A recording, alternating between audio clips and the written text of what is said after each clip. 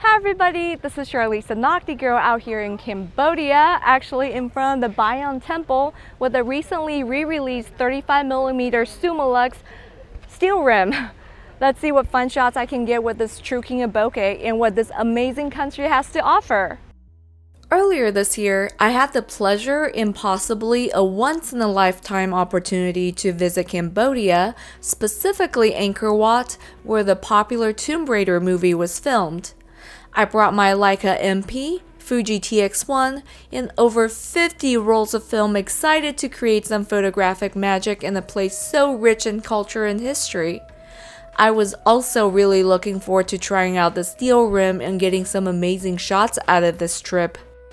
However, I did not consider how difficult it was going to be traveling with film, especially through security checkpoints at all the airports I went through. I also underestimated how hot and humid Cambodia was going to be, and as you know, film and heat don't mix too well. So instead of telling you about my perfect trip and sharing some stunning shots from the steel rim, I will talk about my experience traveling with film and share some observations using the lens. To get to Angkor Wat from Los Angeles, I first flew to Taipei, Taiwan, and that was a 14-hour flight. From there, I took a 3.5-hour flight to Phnom Penh, which is the capital city in Cambodia. I then took another hour-long flight from Phnom Penh to Siem Reap, which is the city where Angkor Wat is located. Here's me and my sister Jenna at the airport in Phnom Penh. Here's me looking for a plug to charge my phone but too short to reach. Here's me excited to get on the plane. Upon arrival, our exclusive airport shuttle came to pick us up and took us to our hotel so we could drop off our bags and be ready for our adventure-filled day. The most common mode of transportation in Cambodia, especially in Siem Reap, is called the tuk-tuk, which is a motorized version of a rickshaw.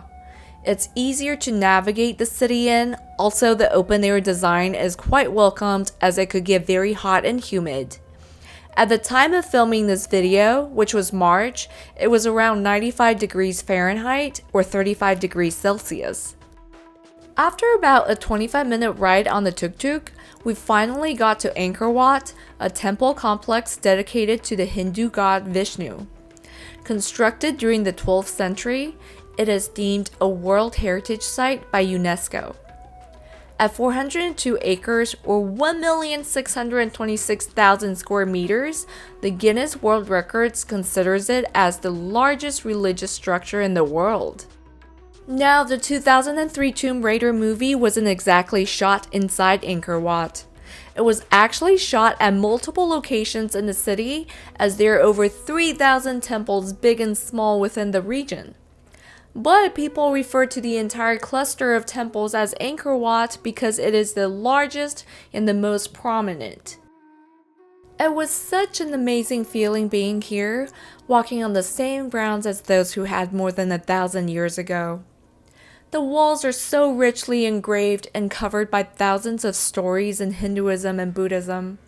You really need days to go through all the temples and read all the stories. Let's dive in on the photos I shot with my Leica MP and 35mm steel rim.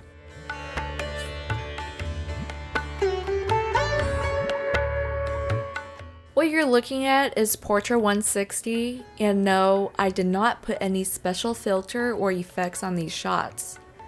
They are quite grainy and the colors have shifted. There are multiple factors that might have contributed to this. First of all, I traveled to a few other countries after Cambodia before coming back to LA. Due to different countries' security regulations, I sometimes had to put my film through those X-ray scanning machines. Though they say that film under 800 ISO would not be affected by the X-rays, if you put your film in those machines enough times, they will be affected. And yes, these were fresh, non-expired rolls of film. Secondly, it was really hot when I was there. Like I mentioned previously, around 95 degrees Fahrenheit or 35 degrees Celsius. I was out in the sun with very little cover with the rolls of film basically cooking my backpack. I've learned that in the future, when I travel with film, I need to find a local lab wherever I'm at and get my film developed as soon as possible to prevent any issues. You can imagine how bummed I was when I first saw how these shots turned out. Anyway, other than the color shift and the graininess, let's talk about how the steel rim performed. Most of the reviews that I've come across say the lens has low overall contrast that's never quite sharp, especially wide open. While that's somewhat true, I feel the lens can be sharp when stopped down. As this is a reissue of a classic lens, I expected to get that vintage glowy look, and I certainly got that in my shots. Here's some examples of that glow.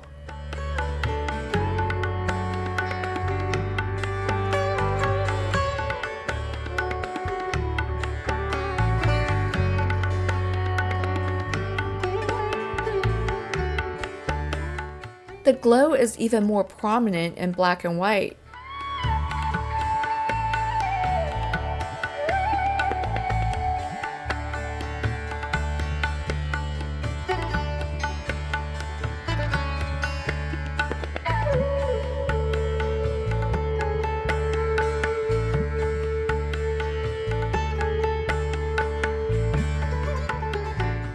I love how soft and diffused this looks. I can see how this could also be a good portrait lens.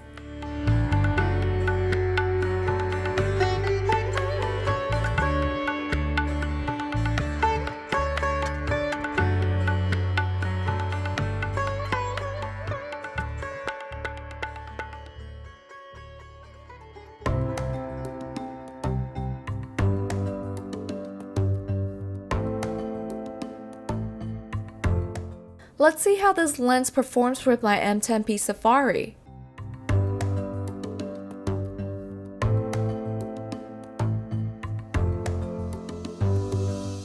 Right off the bat, you can see the very prominent vignette in the corners, and that's caused by the lens hood. The steel rim reissue comes with two lens hoods, the original Olux hood and a round modern threaded hood that allows filters to be attached. Since I was mostly shooting outdoors in broad daylight, naturally I was traveling with a round threaded hood so I could use an ND filter with it.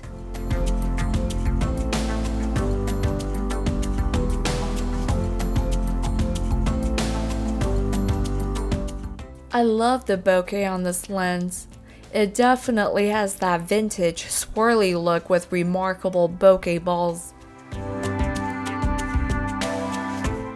Overall, I really enjoy traveling with this lens. It's small, lightweight, and produces that unique vintage look that you can't achieve with modern lenses. It was definitely the perfect lens for a place so old and rich in history like Angkor Wat. Though I am quite bummed about what happened to my film, I've learned a valuable lesson and will forever remember this extraordinary experience.